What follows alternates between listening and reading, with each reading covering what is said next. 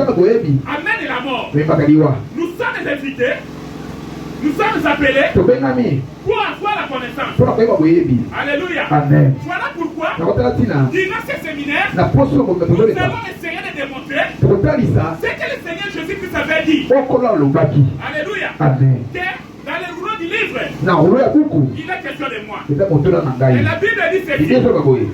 Quand il était avec les disciples, il dit, l'homme n'est pas de foi. Vous êtes incrédule. C'est cela ce que je vous disais quand j'étais avec vous.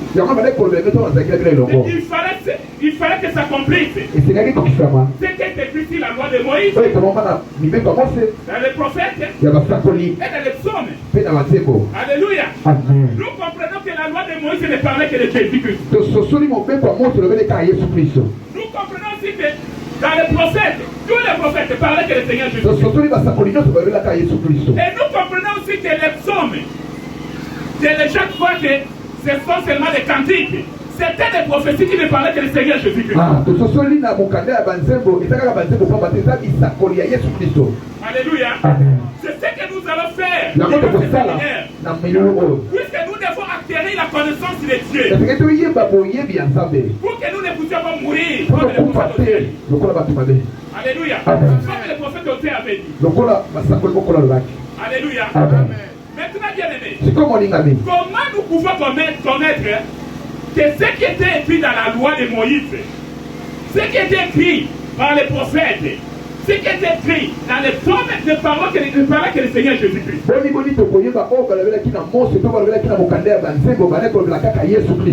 Alléluia. Amen. C'est ce que nous allons faire tout au long de ce séminaire. Parce que si tu as la connaissance de Dieu, ta façon de prier va changer. Ta façon d'adorer va changer. Ta façon de louer va changer. La connaissance de Dieu est très importante. Est très importante. Voilà pourquoi, bien aimé, Daniel, lorsqu'il avait eu la vision, à la fin de cette vision, il voulait comprendre la vision que Dieu lui avait donné. Et Dieu va lui dire, Daniel, il faut sceller ce que tu as reçu comme vision. Il faut sceller cela bien aimé. Alléluia. Parce que ce n'est pas pour vous. Ce n'est pas pour cette génération. Ce n'est pas pour cette époque. Mais c'est pour une époque lointaine. Alléluia. Daniel comme un prophète, il a fait récire le message de Dieu. Mais lui-même, il n'avait pas la connaissance de ce qu'il avait reçu comme le message. Alléluia. C'est quoi que lointain? C'était notre époque. C'était le temps de la fin. Voilà pourquoi l'apôtre Jean, dans l'île de Patmos, alléluia. Amen. Dans l'île de Patmos, là-bas il va avoir des visions. Il va recevoir des révélations. Alléluia. L'apôtre Jean voulait sceller ce qu'il avait vu comme vision. Et le Seigneur va lui dire, Jean ne scelle pas. Parce que ce que tu viens de recevoir, c'est pour bientôt. Le temps est arrivé. Bien aimé, j'aimerais te dire, à ce temps de la fin, nous avons besoin de la connaissance de Dieu.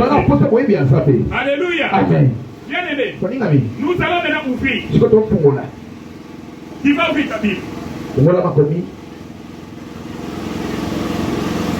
Habakkuk chapitre 2,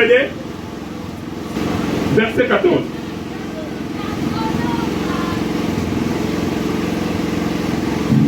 Habakkuk 2, verset 14. Car la terre sera remplie de la connaissance de gloire de l'Éternel. Comme le fond de la mer par le flot qui se trouve.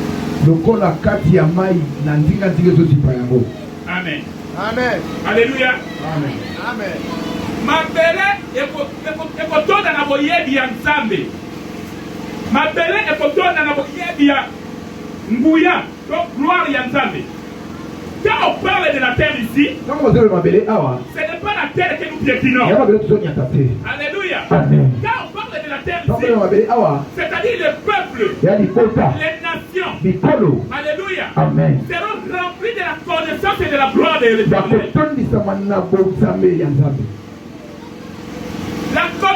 de Dieu bien-aimé. Voilà pourquoi, comme nous l'avons dit dans la loi, dans les psaumes et dans les prophètes, quand nous parlons de la loi, nous ne parlons pas des 10 commandements. Depuis le livre de Genèse, c'est là où commence la loi. Alléluia. C'est dans chaque livre, nous allons découvrir le Seigneur Jésus-Christ. Alléluia. Parce que lui-même lui nous a dit. Alléluia. C'est pas ce que nous avons dit. Alléluia. Amen. Il y a un bon total qui vient aimer. Amen. Alors, vite que vous de la pointe à voyage des Amabé. Alors, vite que vous de la pointe à voyage des Amabé. Mais Moutouma a sali dans Nzambe. Ouais, t'as la Kanakoga dans Nzambe. Il va le faire à Nini. Amen. Vous voyez ça, le dit. Ouais, comment on a un modèle pour le prophète de Nzambe et Saraki de Kolobilanka. Voyez, lui, ce qu'on obtient à ma commis, donc on a la Christ qui a payé, pendant qu'elle est votre prédication, ce qui m'a connu une fiction et ça y a solo. Genèse chapitre 1. Genèse chapitre 1, verset 1. Genèse chapitre 1, verset 1. Au commencement, Dieu créa le ciel et la terre. Alléluia. Donc, Matthieu chapitre 19, verset 4.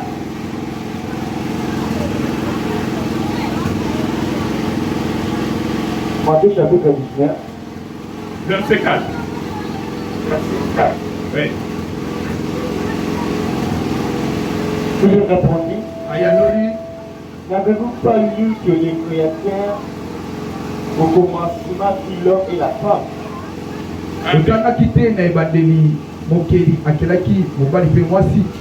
Amen. Amen. Psaume chapitre 19, verset 6. Amen. Et le soleil semblable à un époux qui sort de sa chambre se lance dans la carrière avec la joie d'un héros. Parole du Seigneur. Jeunesse a été biso. Na ebandeli Nzambe akelaki makolo pe na se. Nzambe akelaki makolo pe mabele. Amen. Mais likambo akokamwa ndeko Matthieu ayekolisa biso te na ebandeli nkolo akelaki mobali pe mwasi. Oyo eza contradiction te. balobi ke na ebandeli Nzambe asalaki makolo pe mabele. Matthieu ayebisi biso te Nzambe na ebandeli asalaki mwasi na mobali. Nani alobi solo?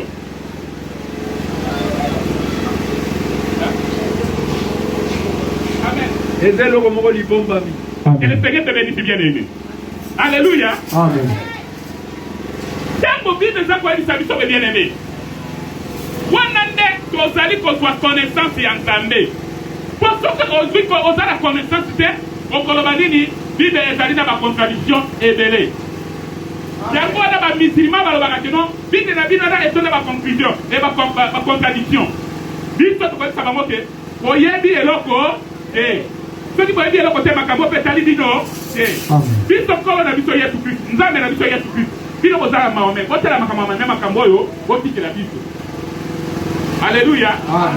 Na Bible contradiction ezalaka te okoyela na verset nyonso tu olingi bien aimé olobi ndeko tala awa balobi bwe kuna ba contredire bwe na kopesa yo explication nango pourquoi pas bater Nzambe asala biso ngolu poto sala na connaissance ya biloko oyo. Voilà pourquoi bien aimé. Quand la Bible dit au commencement Dieu créa les cieux et la terre. Et Matthieu a été dit au commencement Dieu créa l'homme et la femme. Au niveau de la connaissance, comme notre bien-aimé nous a dit ici, c'est un message codé. Qui demande la révélation. Qui demande l'interprétation. Alléluia. Amen. Voilà pourquoi nous avons dit ici le langage de Dieu, ce n'est pas le langage de l'homme. Alléluia. Le Seigneur dit ceci à Esaïe. De la même façon, les cieux sont séparés de la terre. C'est comme ça que Mes pensées sont séparées de votre. Alléluia. Amen. Quand vous allez définir mon bali, ton moto, et pas ensemble, vous allez même définition. Amen. Plutôt la motiri, sur le baka, pour le baka, oh, azali moto, toi, azali mobali, toi, ça, côté la mingi, na, qui mobali na ye, toi, na sec, toi, ça, côté la fait moitié, na, qui moitié na ye, toi, na sec. Amen. Alléluia. Mais et pas ensemble, et ça la caboyété. Et pas ensemble, oh, azali mobali, azali, oh, azali na autorité, azali, oh, azali ko dominer, azali, oh, azali ko konza. Yende babengi mobali. Amen. Oya azali mwasi, ezali oyo azali na botosi. Oya azali na limemia, oya yebi kokumba mela toko adore. Amen. Yende babengi mwasi. Yango wana tango na temeki kote na ingomba moko na masina na yebi si bandeko. Na bila eske boyebi ke ndenge ndino bofandi wana. Kozala bandeko basi na bandeko mibali. Eske boyebi ke ngape na ta mwasi. Amen. Alléluia. Amen. Est-ce que vous avez fait la moitié? Parce que vous avez dit, ah, de quoi vous avez pété, oh, vous avez lesbienne ou bien libre. Vous avez dit, vous avez chanté. Et pour qu'il y ait pas de trouble, et pour qu'il y ait pas de liboma, vous avez dit, vous avez dit, vous avez dit, vous avez dit, moitié. Alléluia. Vous avez dit, vous avez fait ça, vous avez fait ça, vous avez fait ça, et Yanouana. Paul a dit, je suis jaloux de vous. Je suis jaloux de vous. Une jalousie spirituelle. Une jalousie de Dieu. C'est ce que je vous ai fiancé à un époux. À un époux. Alléluia. Amen. Et l'époux, c'est notre Seigneur Jésus-Christ. Alléluia. Amen. Oh, le Seigneur Jésus-Christ, comme époux, l'Église. L'Église est la seule ensemble. L'Église universelle. Et ça n'a qu'à des moitiés à Jésus-Christ. Amen. Comment tu peux faire dans le but de Nata moitié? Tu n'as aucun Corani. Nata moitié à Nani? Amen. Alléluia. Amen. Quand Jésus-Christ, il y a des mobiles. Si nous sommes tous les quatre familles, nous n'avons pas de mibali pour ça, nous avons Jésus-Christ. Diago, on a bien aimé. Dans la Bible et la Bible, c'est le commencement, Dieu créa les cieux et la terre. Et Matthieu a dit que au commencement, Dieu créa l'homme et la femme. Amen. Ah, nous comprenons que les cieux c'est l'homme et la terre c'est la femme. Nicolo est mon bali, ma belle est à moi si. Mon canard, nous sommes un individu. Et on dit, comme un époux qui sort, c'est le soleil, qui va commencer sa course jusqu'à la coucher, jusqu'au soir. Donc, le soleil, c'est l'époux. Moi, il est un candidat mobile. Et mobile, voilà, soit de l'objet, c'est moi, il est allé au col à mobile, il y a bimi, abandi kotambola na yeti na pokwa. Soit qui moi, azali mobali, il faut que moi si na ye. Moi si à moi ezala kanani. Ah, voilà. Lokola la moi ezali mobali. Sasa ezali moi si. Donc quand la Yesu Kristu yenda zala ka moi, yenda zala ka makolo, yenda zala ka mobali. Biso e ngoma na ye, tozali moi si, tozali sanza. Alléluia. C'est comme ça que tu reçois connaissance. Il y a moyen de savoir bien aimé. Alors, Nakati a dit comme Malodi a dit comme il faut au moment mobile toni tango oyo zanaye pour te mokolo Yesu Kristu azwaya lokola mwasi na ye. Amen. Ososolinga te. Nalobi il faut que maman kango oyo zana ye wana pour te okoma mwasi ya mokozi. Amen. Amen. Tuna na likambo oyo zana ye nini? Likambo oyo zana ye nani?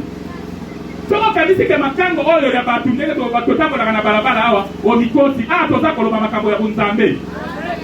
Alléluia. Amen. Likambo oyo zana ye bien aimé. Toi mobali oyo zana ye ezali kutimo yo kangama na yango. ezali tradition oyo kangama na yango ezali lisumu wana oyo lingaka makasi wana oyo sala te na makasi na yo ozokoka kotika yango te basi masanga kotonga nyonso to boyebi nyonso tu tradition bakutimi na biso na boma yango kolo Yesu azanga lokola mwasi na ye yango nazali kotambola bien mena nazali fier ya kobeta lisolo ya mobali na Alléluia yango wana na ye akobetela bino lisolo ya moto mosusu te na kobetela bino lisolo ya mobali. Alléluia. Au commencement, Dieu créa les cieux et la terre. Donc, société, ma colo, et ça la candé colo Jésus Christ. Ma belle, et ça la candé moi qui a Jésus Christ. Alléluia. Amen. Donc, on tient malende. Quand on y est, on découvre colo Jésus Christ. Dans le verset où on t'a dit à votre bien-aimé. Est-ce qu'on n'a pas découvert que là, ça parlait du Seigneur Jésus Christ? Oui ou non? Ok, deuxième verset, bien aimé. Genèse chapitre 1, verset 2. Nicolo ezalaki lolenge mpe ezalaki pamba ezalaki na molili na ntina ndinga ya yango molimo na nzambe bale kopema likolo ya mai. Amen. Bien aimé, ouvre encore Matthieu chapitre 14.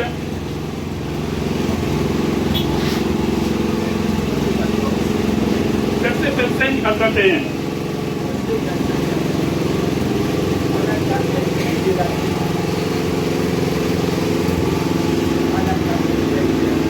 Nangonga na katikati ya butu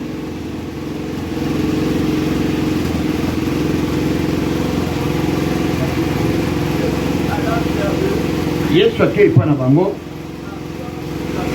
kotambola likolo na mai. Tango bayekoli bamoni ye kotambola likolo na mai batu mokulu mpe balobi aza elima na kobanga na bango babandi kokanga. Yesu ayebisi bango bomisukisa ezali ngai bokanga te. Petero ayanoli ye kono soki eza yo pesa mitindo na ye epa na yo likolo ya mai mpe alobi ayebisi yaka. Petero abimi na bwatu mpe atango likolo ya mwani kokende pembe na Yesu na komona mopepe yaki makasi waki kobanga lokola bandaki kozinda atani kolo bikisa ngai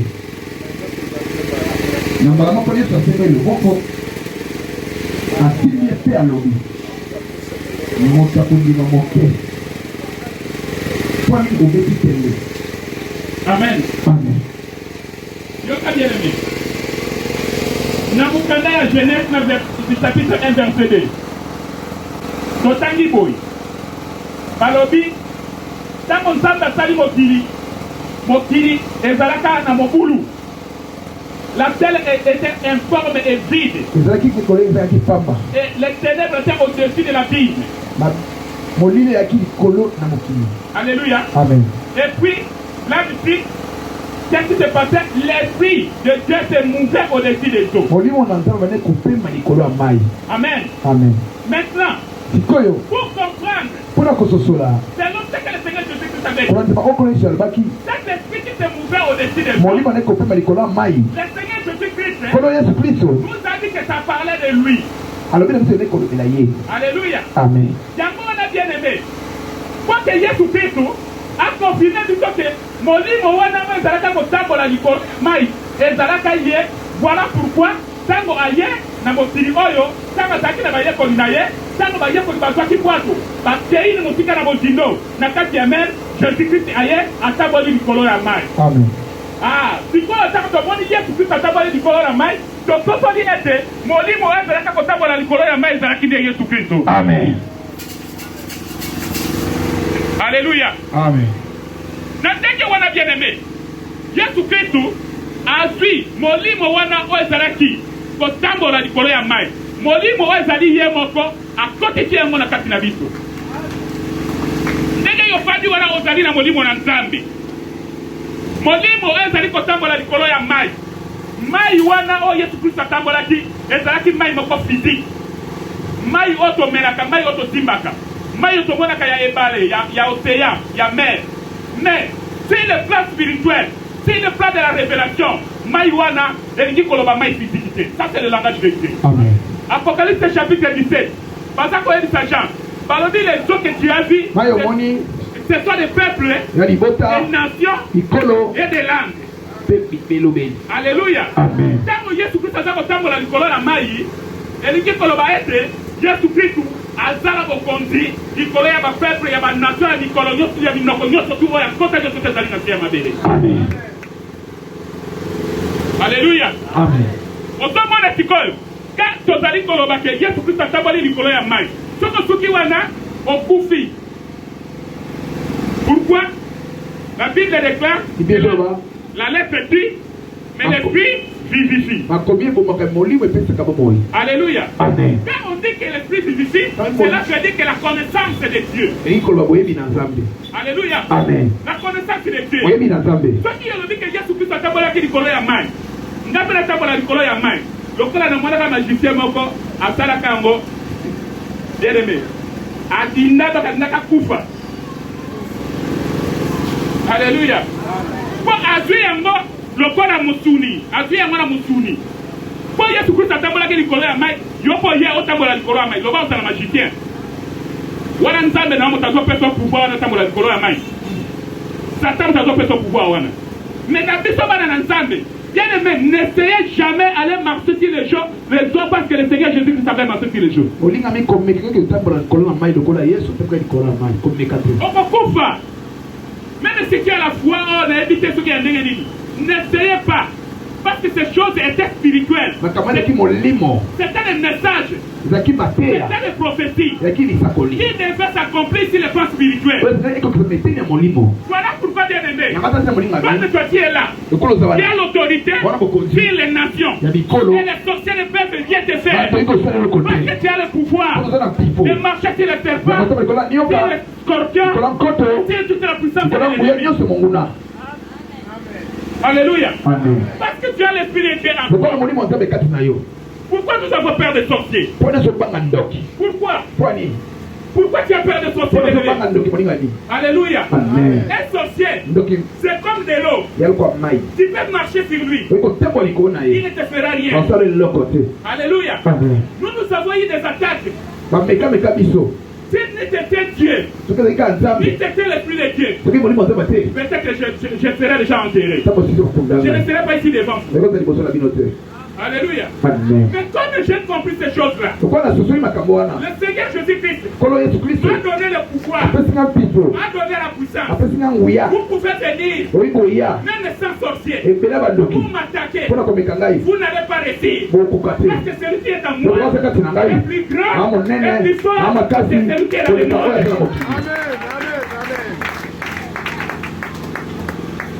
Alléluia. Amen. La Bible dit, vous connaissez la vérité et la vérité vous affranchira. Amen. Là nous sommes encore au deuxième verset. Nous allons lire maintenant le troisième verset. Genèse chapitre 1 verset 3. Oui.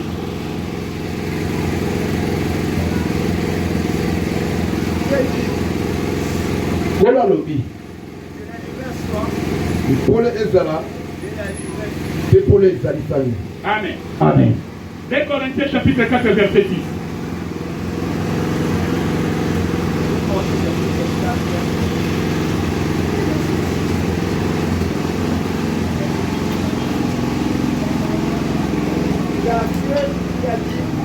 Tes encolondes à l'Obaki. Mpole kokukela na kati ya molili engengisi mpole na mitema na biso mpona kopalanganisa boyebi ya nkembo na Nzambe na elongi ya Kristo 1 Jean.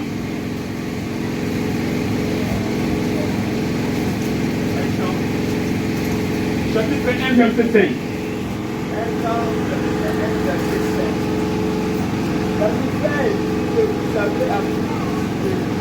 Sango po bino bosue pa na ye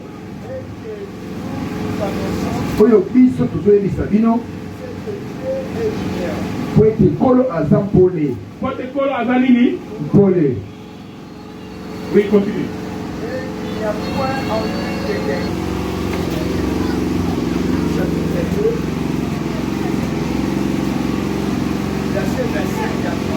Oui.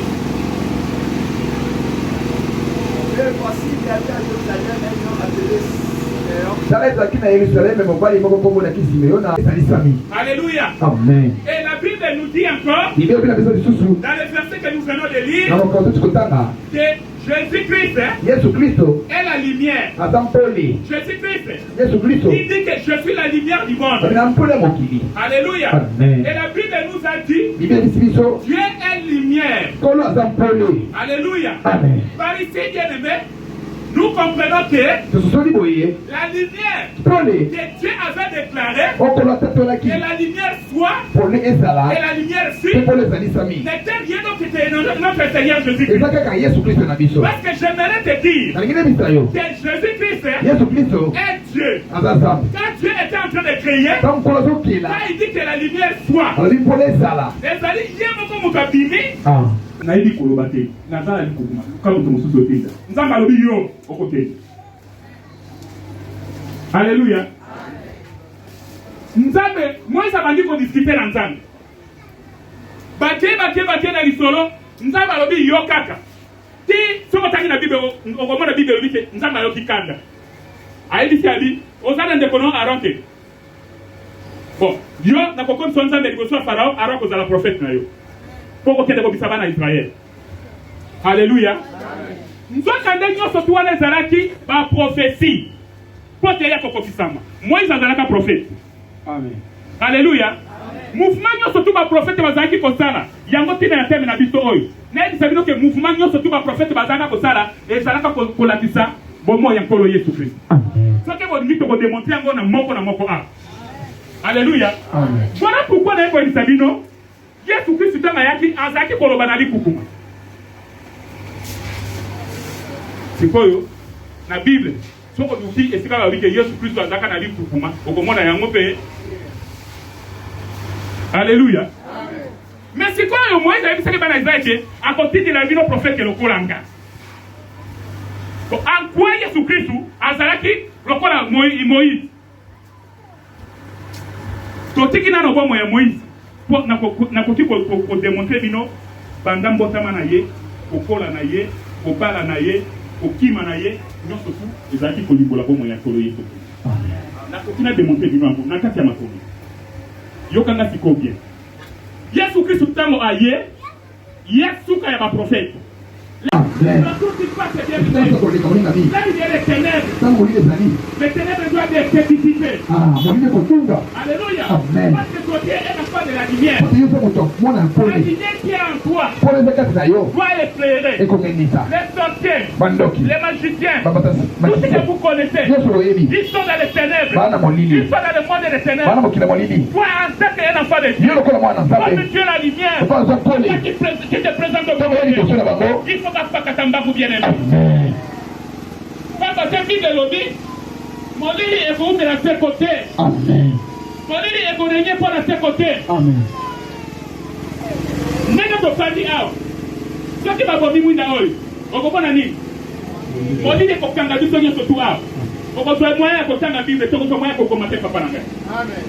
Mais ce qui, moi t'as épelé, mon lit est pour ça la nuit. Amen. Amen. C'est comme ça avec le Seigneur.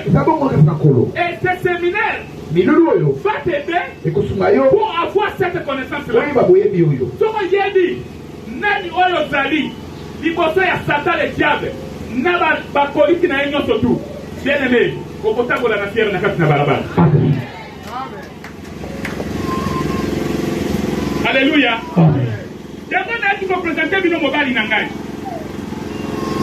Mobali Oyo. Moi, je dis que Natako makambo. Natako likama. Soki atala lelaki. Oyebi toza bazwa. Soki likambo yeliyo. Ata soko sambe na kadenge ni.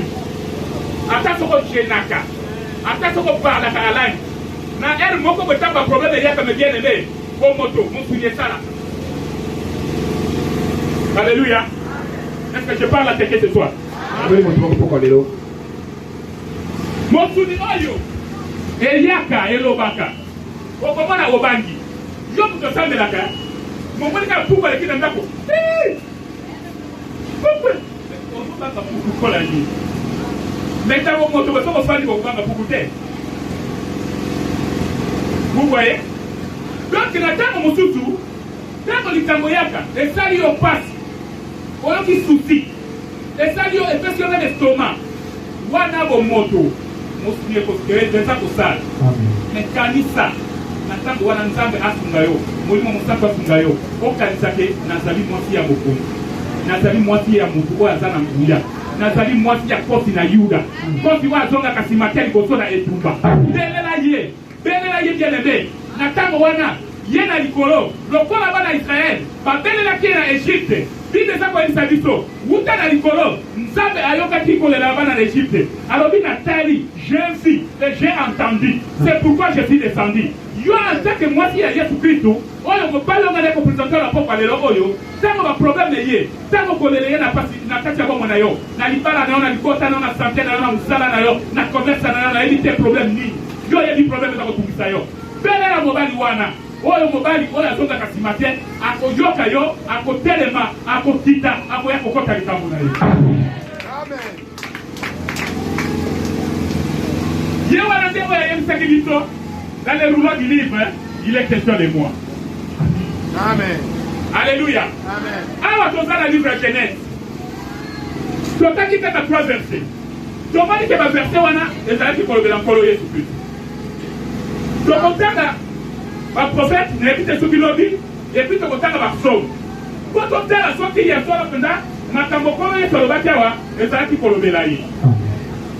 C'est ça ce qu'on appelle la connaissance de Dieu. Connaissance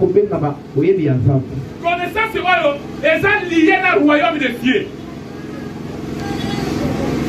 La connaissance de Dieu est liée avec le royaume de Dieu.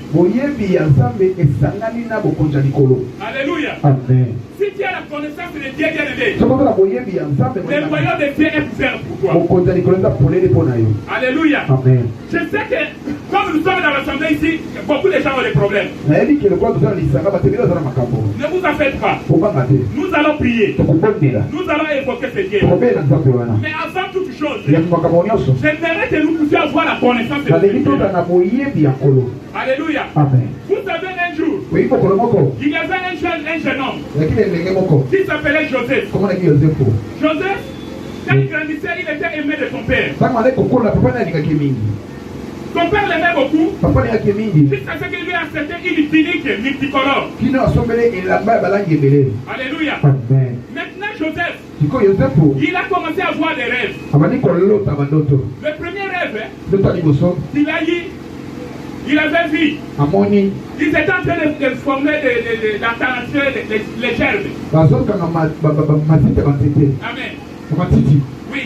Et puis, dans ces gerbes-là, sa gerbe s'est mise debout. Et les autres gerbes qui étaient autour sont venus se prosterner devant lui. Alléluia. Joseph doit raconter les songes auprès de ses frères. Les frères vont dire, ils vont interpréter les songes de Joseph. Ils vont dire, qu'est-ce que tu veux dire par là? Que nous allons te servir. Nous allons nous prosterner devant toi. Et la Bible dit, il commençait à avoir de la haine contre Joseph de plus en plus. Maintenant, Joseph va voir les lettres du rêve. Le premier rêve qu'il a interprété, ce sont les enfants. Alléluia. Amen. Maintenant, le deuxième du rêve, Joseph va rêver ceci. Il dit, j'ai rêvé la nuit. Et dans la nuit, j'ai vu le soleil, la lune et les étoiles sont venus se prosterner devant moi. Maintenant, On dit que les enfants puissent interpréter les songes. Mais pour la première fois, non, ça ne sera pas les enfants, ça sera les pères qui vont interpréter les songes. Alléluia. Écoutez l'interprétation du père. Joseph, qu'est-ce que tu veux nous dire par là? Que moi, ton père, ta mère et tes frères, nous viendrons prosterner devant toi, nous viendrons t'adorer. Le papa était même inquiet, il était indigne de ce songe-là. Alléluia. Amen. La première chose, je dois vous donner la connaissance. Pourquoi les premiers songes, le père n'a pas interprété?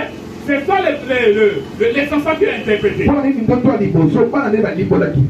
pourquoi les deuxièmes songes? On dit que les enfants qui avaient interprété le premier songe, ils peuvent interpréter le deuxième songe. Non, c'est le père qui va interpréter. Alléluia. C'est plus facile. Les enfants qui interprètent le premier songe, ce sont les différents prophètes qui se sont succédés. Alléluia. Le père qui interprète le songe n'est qu'un autre que lui-même Dieu le Père. Et le Seigneur Jésus-Christ. Alléluia. Voilà pourquoi, bien aimé, la Bible déclare depuis le matin, Dieu nous a parlé par la bouche de ses saints prophètes. Mais à ce temps de la fin, le Père nous parle par le Fils. Alors nous comprenons que les prophètes qui ont prophétisé depuis Adam jusqu'à Malachie, c'était les enfants qui interprétaient les songes. Et les songes, c'était les Écritures, c'était la parole de Dieu. Au temps de la fin, la personne qui interprète, qui donne l'interprétation de la parole de Dieu, c'est lui-même le Père, à travers le Seigneur Jésus-Christ. Alléluia. Amen. Jacob, l'homme de la révélation, il a compris exactement que le soleil, c'était le Père. Alléluia. La lune, c'était la mère. Et les enfants, c'était les étoiles. Et nous comprenons aussi, bien aimé, que la lune ne peut pas briller sans la lumière du soleil. Les étoiles ne peuvent pas briller la nuit sans la lumière du soleil. Alléluia. Parce que Jésus-Christ, qui est la véritable lumière, qui est le véritable époux, quand il marche, dans le moyen du Makanatongo bien aimé, si il y a la pourquoi wale Yesu Kristo na tango ya kanda nzambe na tango ya loi ya mobeko ya Israel wana nzamba zalaka koboma okoki kotala moi te soki moi etemi na midi yo okoki kobimaka kala moi wana. Alléluia. Voilà pourquoi Moïse était maintenant qui était à mon élogiant nzamba a dit que okoki kotala élogianga te pe obika okokufa. Pourquoi? Parce que elle wana zalaki soleil. Il fallait moi y etende et là tango moi eza kolala sans dimi mizote dimi pour la nini parce que Paul et Zalaki na moi moi ya pesi Paul na sanda. Voilà pourquoi ça to bimi to koti kota la sanda to koti kota la mizote. Amen. Alléluia. Amen. Cela montre l'état de la loi et l'état de la grâce. Au temps de la loi, le Seigneur pouvait tuer quelqu'un pour une fois qu'il n'est rien du tout. Mais au temps de la grâce, nous avons cette opportunité-là d'entrer dans la présence de Dieu. Alléluia. Et nous n'allons pas mourir. Parce qu'au temps de la loi, au temps du soleil, personne ne pouvait entrer dans les lieux très saints. Sauf le souverain sacrificateur. Alléluia. Amen. Amen. Na ema esam. Mais le oyo na liwa ya Yesu Kristo. Yeno kola moyi kufa ya Yesu Kristo na kurusu ela kisakande moyi ete kolala. Amen. Alléluia. Amen. Voilà pourquoi le kola moyi ete kolala. Biso sansa minzoto tosali nini tombimi. Et raison pour laquelle le jour de la mort de notre Seigneur Jésus-Christ